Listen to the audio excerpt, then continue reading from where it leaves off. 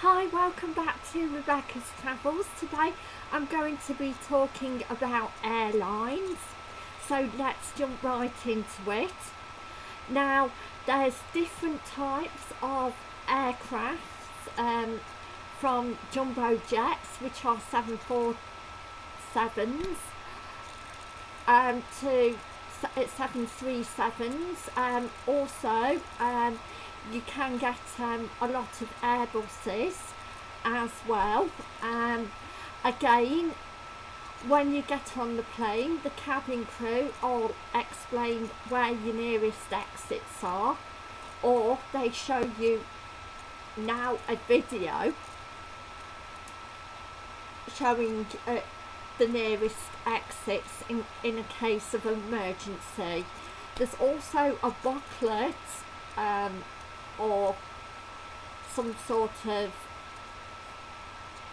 like leaflet or card, also as a reminder of where the exits are on the plane, and also gives you some information about the plane and how many seats the aeroplane basically caters for. Also, with airlines, you can request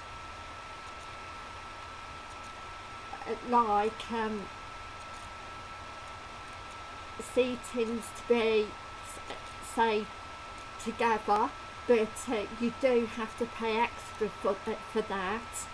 A lot of companies will charge you extra for sitting together, and that would guarantee you sitting together.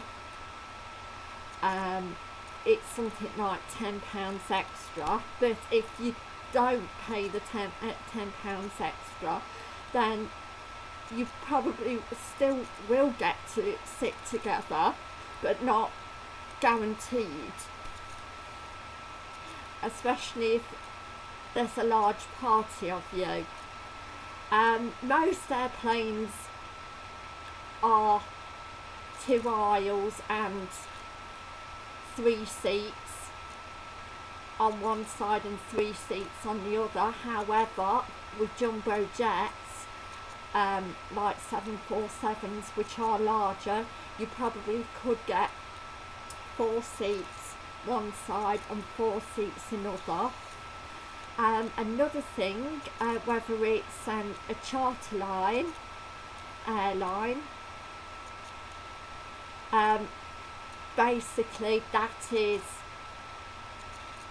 an airline that is virtually all one class.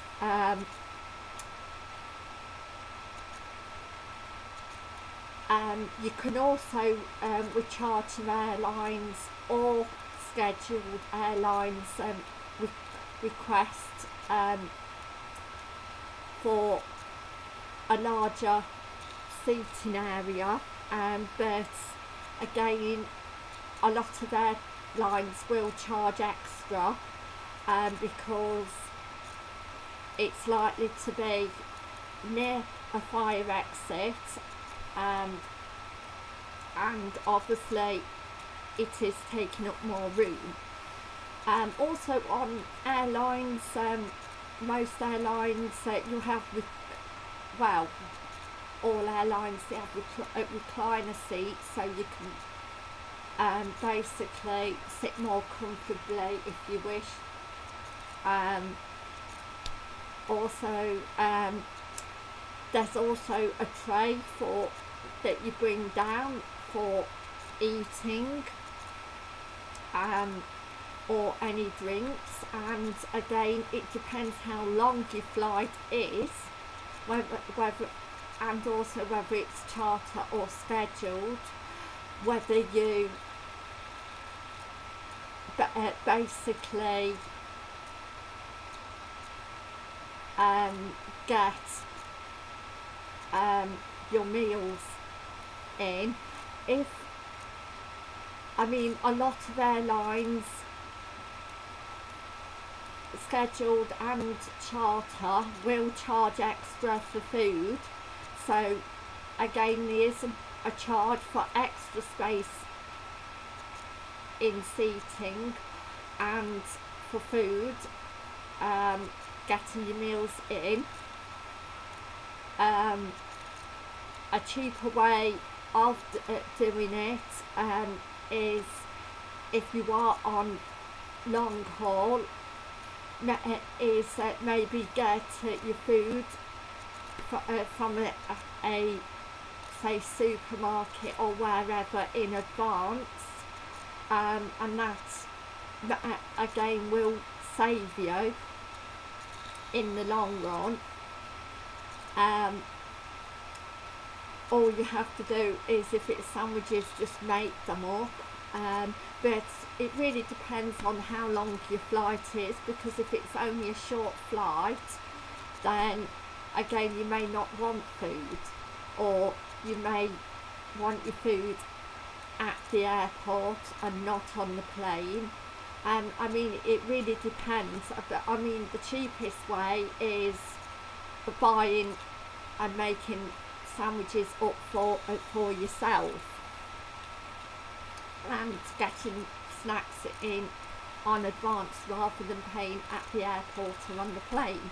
On the plane, also on charter airlines, you can get drinks, which is tea, coffee or pop, for children or anyone that doesn't want alcohol. There's also juice as well.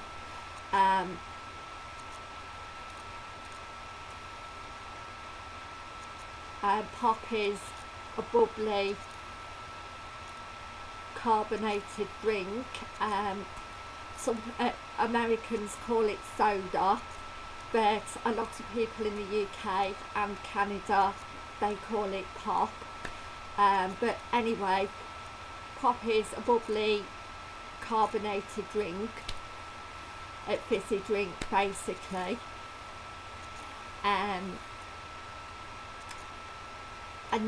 Another thing is, on schedule airlines, it will pay extra for business class, and also first class. What again, if you check with the airline what the package guarantees, because with different airlines it is a different package. Again, on charter and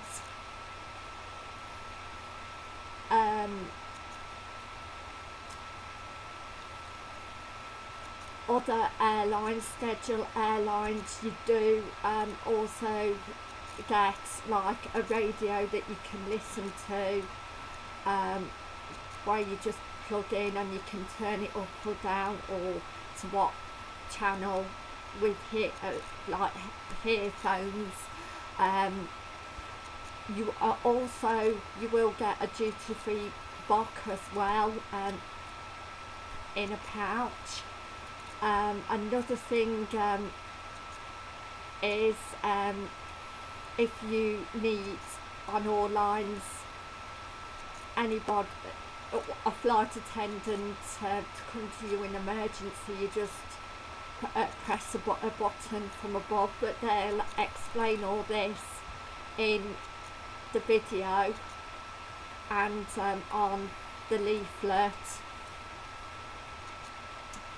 Another thing that some airlines probably come round with is free mints as well, on charter flights.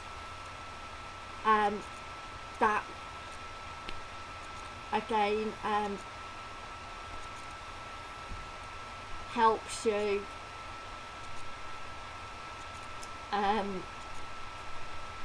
also, so it's just a complimentary mint.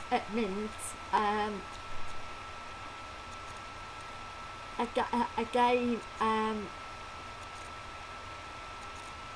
for the snacks on board, like chocolates and sweets, you can purchase them at a price as well. Again, budget airlines, though, probably may not have all the entertainment that, say, charter and, say, scheduled airlines, budget airlines such as Ryanair. Again, and if it's only for a short flight anyway, usually, then they probably don't have televisions, and the cabin crew will probably explain safety information to you and do demonstrations. But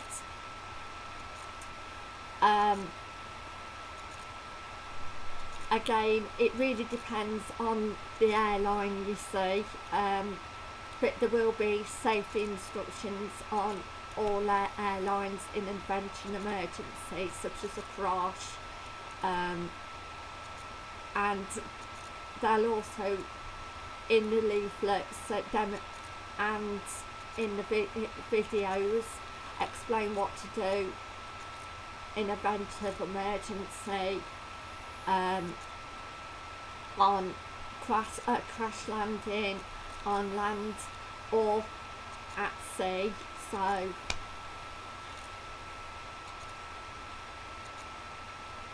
So again, it's learning what to do in an emergency. But people that travel regularly, especially on planes, will virtually know what to do in an emergency. People that are first time flyers, and basically travel infrequently, then it will always help you to revise basically what to do. Obviously, the larger the plane, the more safety exits it carries, basically. Obviously, there's more comfort, and you may get things like snacks and that, or newspapers, magazines included, if you're flying either business or first class, or more comfortable, spacious seats.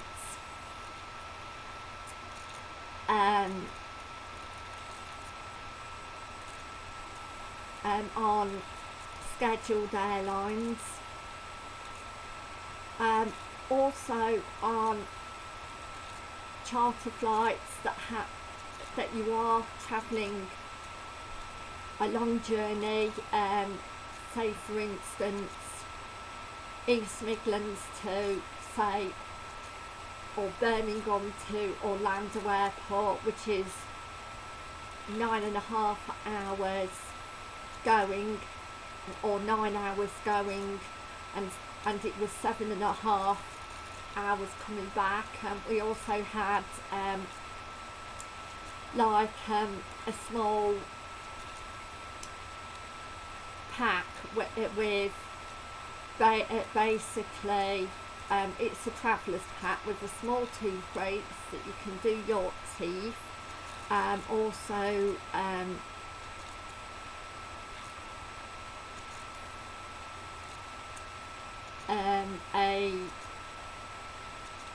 something to put over your eyes, what you call them when you're sleeping, and a small toothbrush.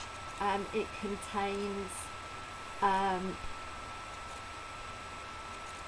there's also toilets on the airline if you need to go. Again, the larger the airline, the more toilets. there are, but even on small airlines there's toilets at the front and the back of the plane mostly.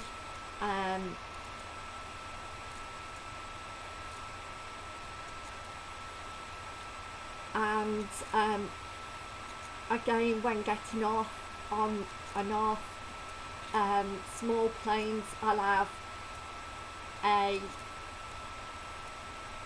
front and a back exit. Larger ones will also have front, back, and in the middle exits. So really it's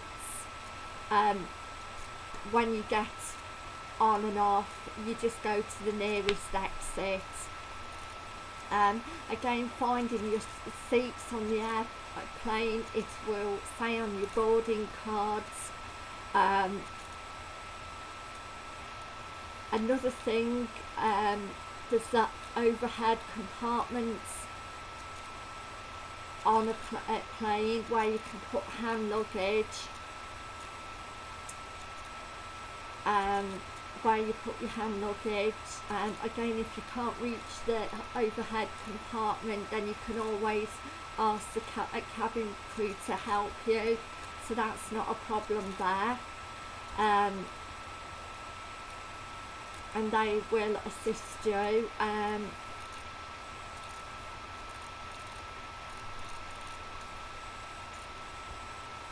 Again, and any handbags, so you could probably put in your pouch,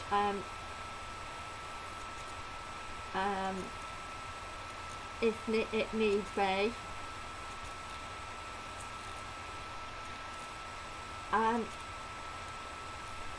So what else? Again,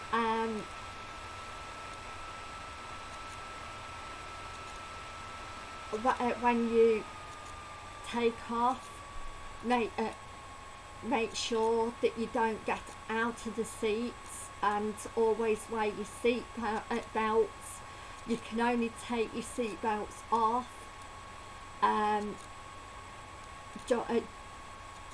when it basically the light goes off. Until then, you must keep your seat belts on and stay seated. Again, it's an event in case the plane crashes or whatever. It's basically a safety thing, and also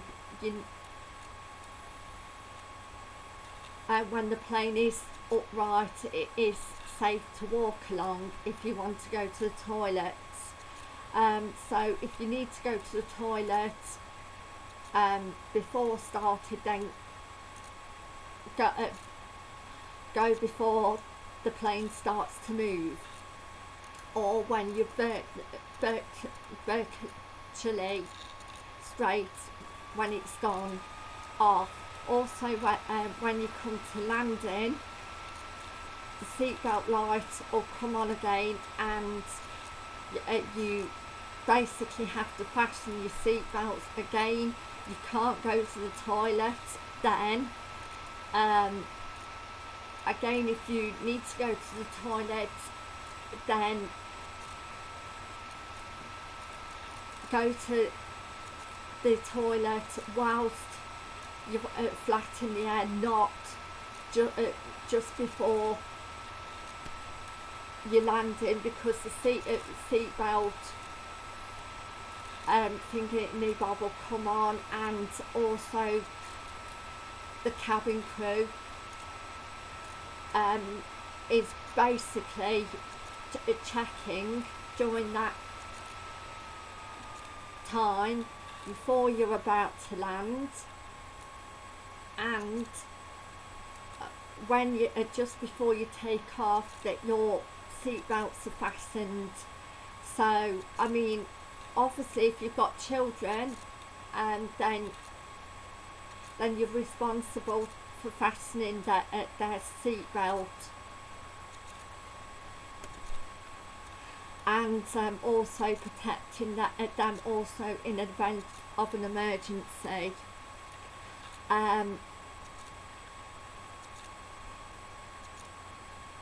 There are say travel agents that will offer you travel insurance. Again, if you're going abroad, it is definitely wise to take in case of loss of luggage or a mix-up at the airport.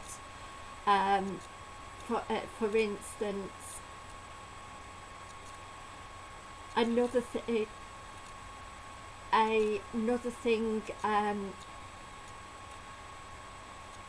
it also covers you in a case of an accident as well.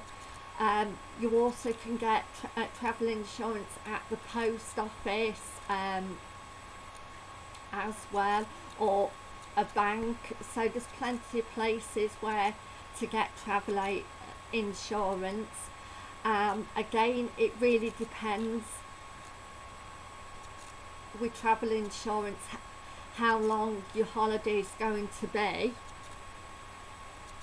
but I would definitely always get it if you're going abroad.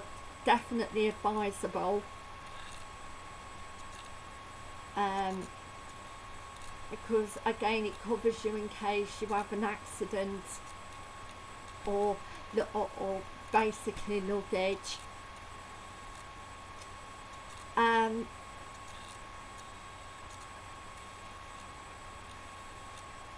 So before you aboard the plane, obviously you queue up, and when you get off the plane then you also queue up, but again you go to your nearest exit.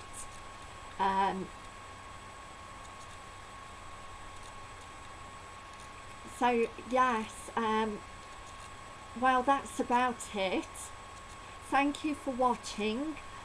Please like, share and subscribe, and I'll see you in my next travel video, which is going to be on this Friday, and it is going to be a skiing holiday special. So I'm going to go more in detail about skiing holidays. So thank you for watching. If you haven't already subscribed, please subscribe. Please keep watching. Thank you for watching. Bye for now.